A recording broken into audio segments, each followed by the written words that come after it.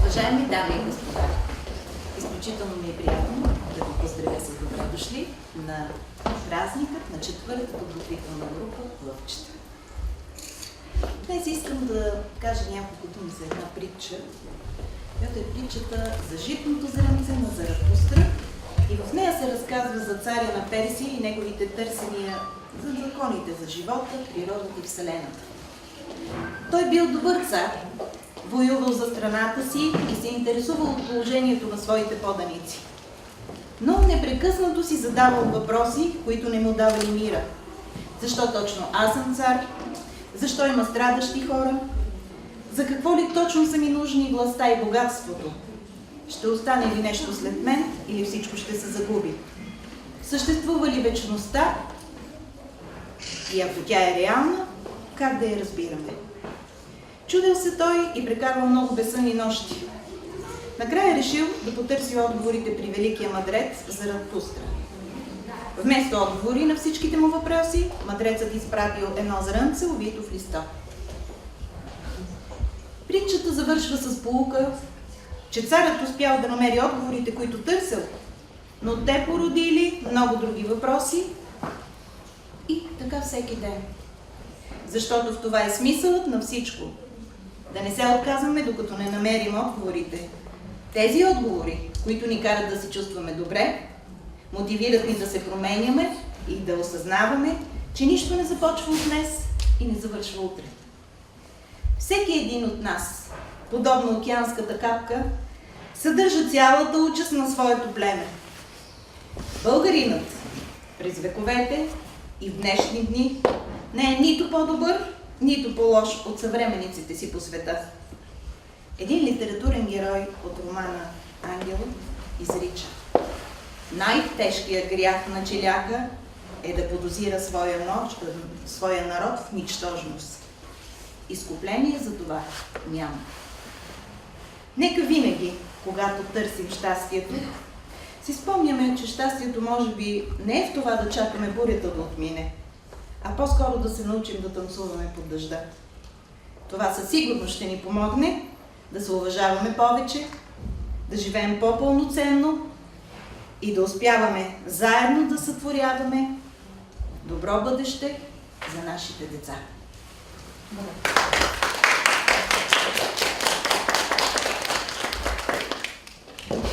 Уважаеми гости, уважаеми родители, добре дошли на нашия спектакъл "Нашата мила родна страна". Днес е 21 ноември, ден на християнското семейство. Всяко семейство си има своето родословно дърво. Дърво, което е устояло на бури, дъжд и слънце. Впивало е здраво корените си в майката земя. Пускало е нови клони, свежи, зелени и плодни. Плодовете са нашите деца. Най-ценното богатство на нашата родина, на нашата България.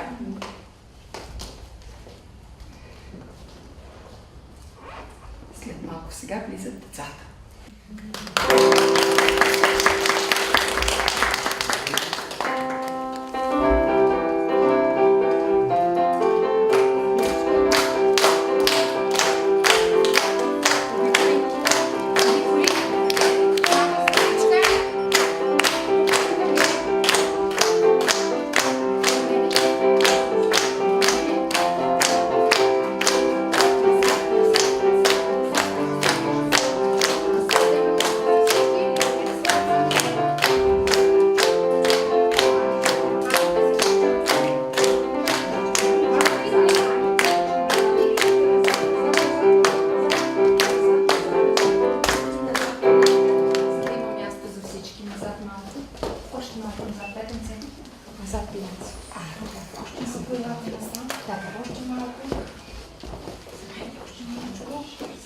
сме толкова наблизо.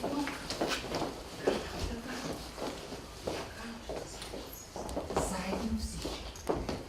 Още ни дадеш история от пожалелите си страници.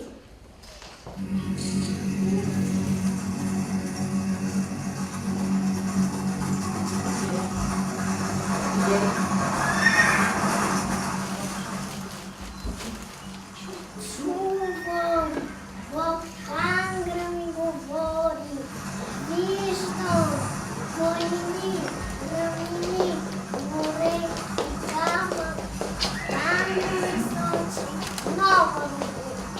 Аз, хан Аспарух, син на хан Кубрат, от рода Дулу, обявявам тази земя за държава на българите. Ние извоювахме с кръвта на братята, бащите и синовете си и от днес тя е наша родина. Повелявам всички, които идват след нас и носят нашето име, да я пазят и обичат. Казах! Всички с датите напред.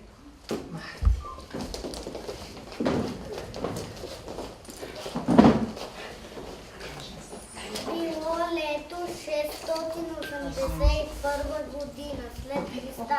Хан Аспарух основава българската държава. 855 година братята Свети Кирил и Методий създават българската писменост. 863 година покръване на българите при княз Борис. 901 година цар Симеон I Велики създава Златния век на България. 1762 година Паисий Хилендарски написва История славено-българска. 1824 година доктор Петър Берон написва Рибен буквар. 1878 година 3 март подписване на Сан-Стефанския мирен договор. 1875 година съединението на кралство България с източна Румелия.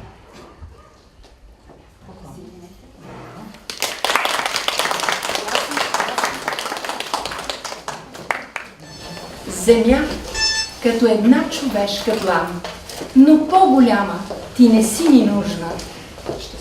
Щастлив съм аз, че моята кръв е южна и откремах твоя стар Балкан. Българио свещена, покланям песни си сега. Имам си родина и над нея денен край синьото небе. Вече светят звездни полей, гаси ги сутрин светъл ден. Отечество любезно, как хубаво си ти, как чудно се синее небето ти безкрайно, как твоите картини меняват се омайно, при всеки поглед нови, по-нови красоти. Весели долини, там планини гиганти, земята пълна с цвете, небето с брилянти. Отечество любезно, как хубаво си ти.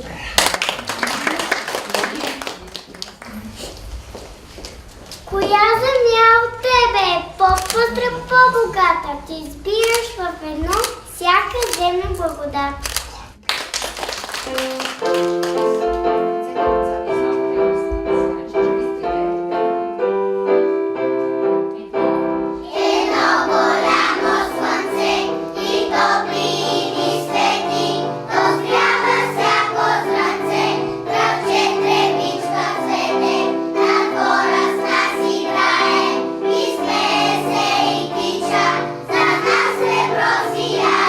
Защото ни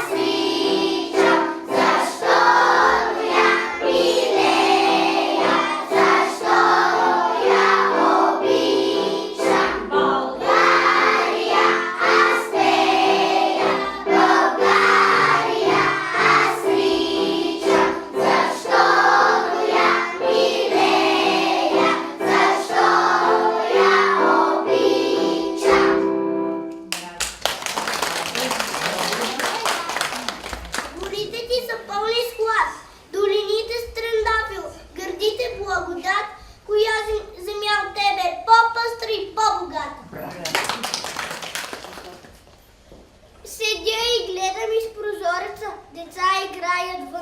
Слънце грее по лицата й, а смехът и като весел звън. Хубава си, татко, вино, име сладко, земя рай, сърце младо и невинно, за теб трепка и играй.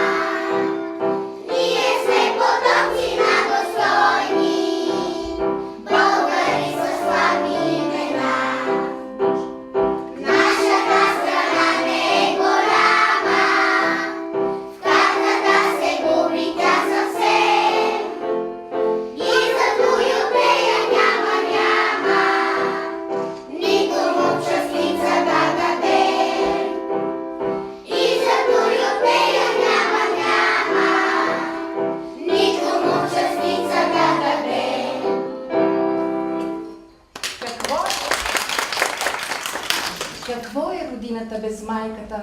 Впила взор в пътя пред портата. Песен на живи облачен бял. Заповядайте.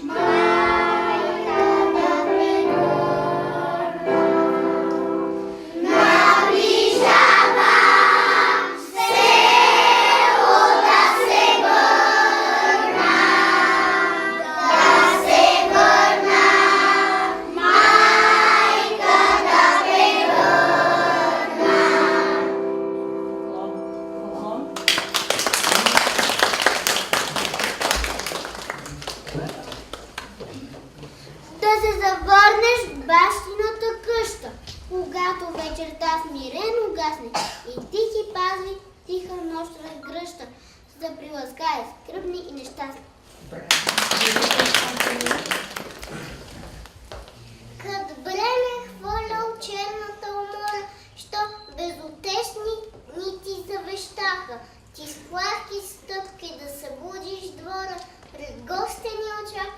радост плага.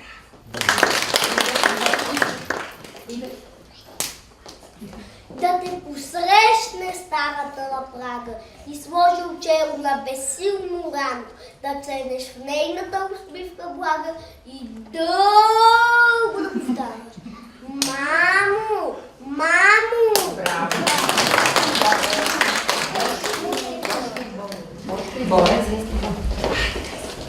Ила ми е моята майка, макар стара била, макар да е сиромашка, тя ме не е родила. Лъжи ми, майко моя, за теб ще ми ея, да те мисля, ще те помня, чак да те живея. Браво!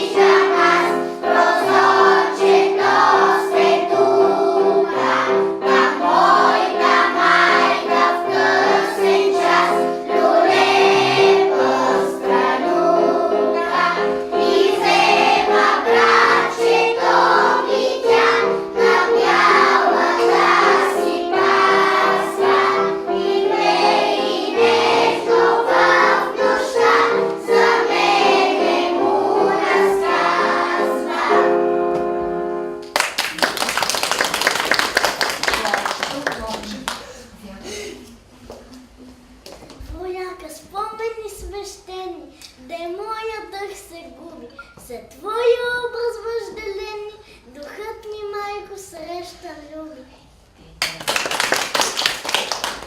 Ти люлката си ми люляла, с песни жалостно убойно, над мене цели нощи бдяла, през моите нощи безпокойни.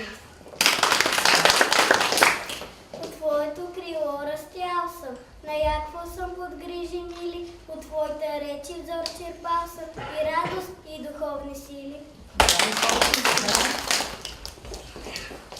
Душата ми отетна мъчи, да мрази да обича страшно. От твоята душа засучи любов към всичко тук прекрасно.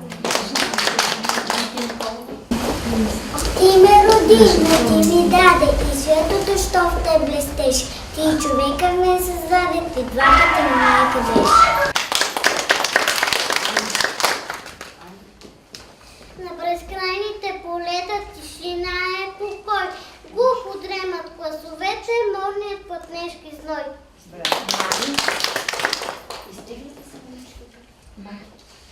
Мани? Задухата? Задухата знойни въздух, с огнени крила крепки и за близка жътва тихо, тя на нивите шепти. Змейново либе от Петко Рачов. Славей! Плахи звездици небе потъмняха, рано без време петлите пробяха. В село се късно прибират жетварки, хубава Яна, припират другарки.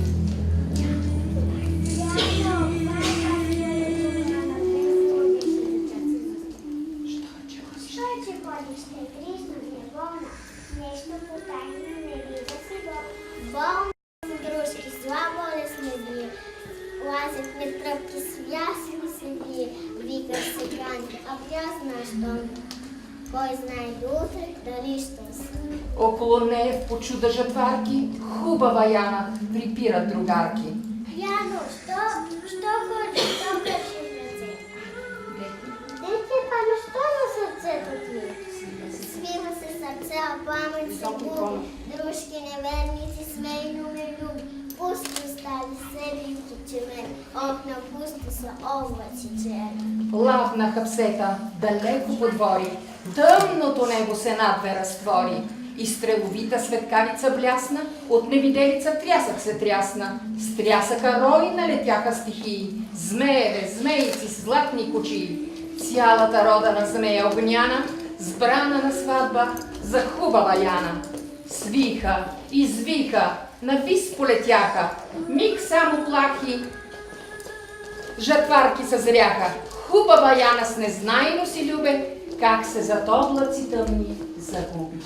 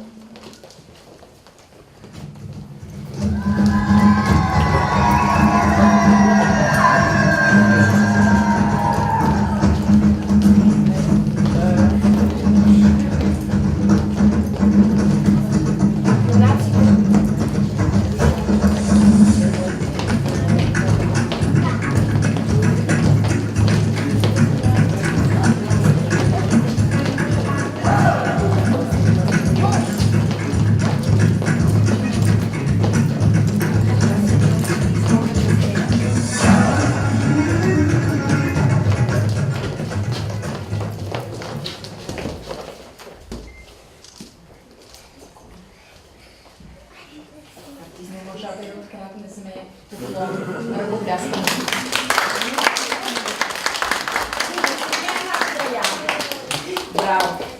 Боянчо. Браво! Боян.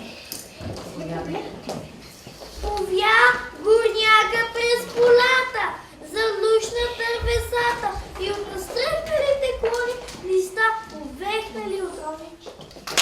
Горняга разпила листата, далеко из полята, стоят самотни черни свони, скърми махат веките. Горняка духна към Балкана, хей, време вече за Оран стана. Море юрачът изливата сееше в лодки и бръзди. Сей земеделец унес му времето, хвърля и семената добри. Жълта поката шпори, или бобщата рода на дари. Честно и славно е твоето усилие, бодро засявай ори.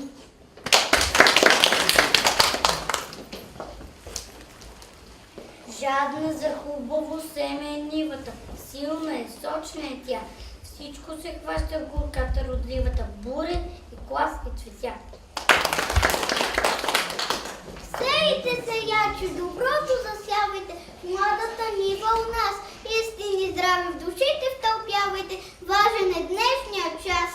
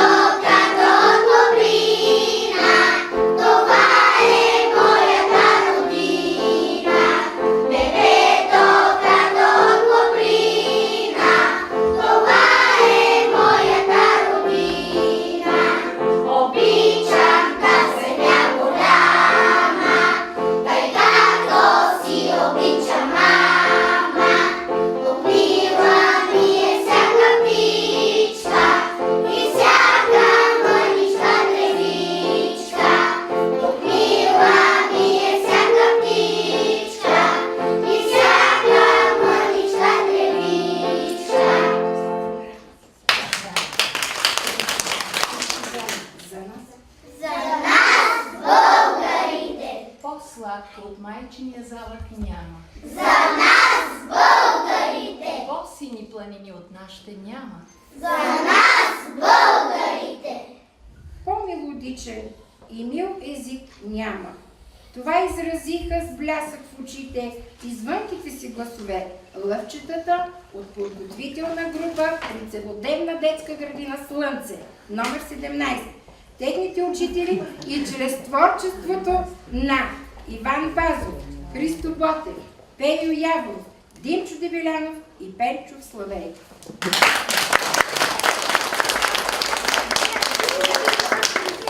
земя като една човешка длан.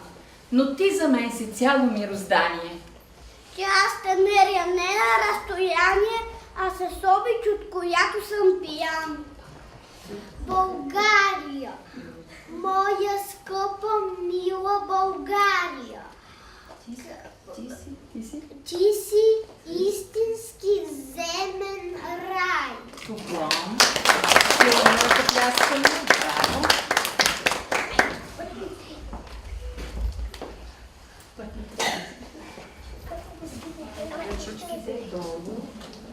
Долу. На трите. Само на трите.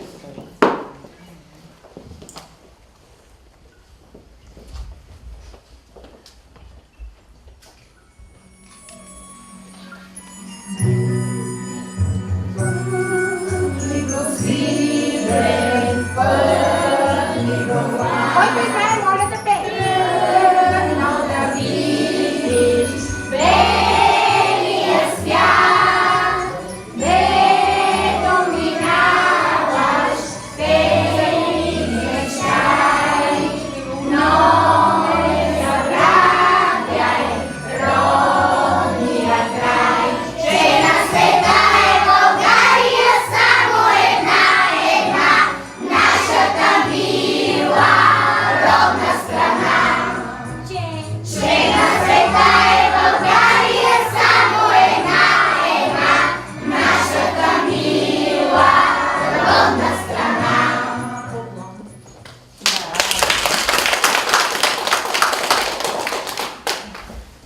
Деня на християнското семейство, настоятелството и Подуенската църква Света Богородица, животворник и източник, пожелава на всички вас здраве, мир, благополучие и сили за добри дела.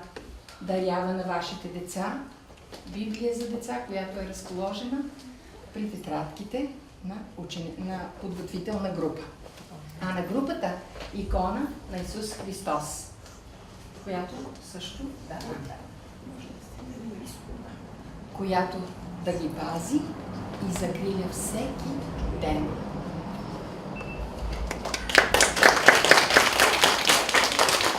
Това беше нашия спектакъл. Моя прекрасна родна страна България. Браво!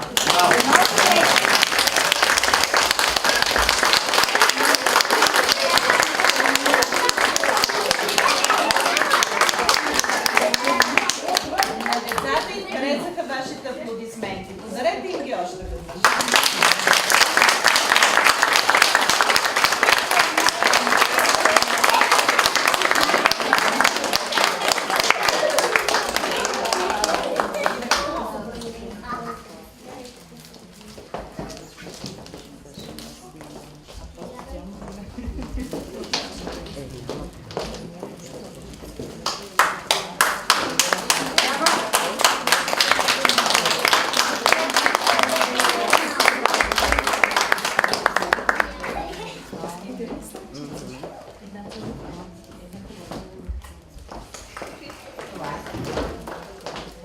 Надяваме се, че ви Ви е за това, че харесало. бяхме заедно.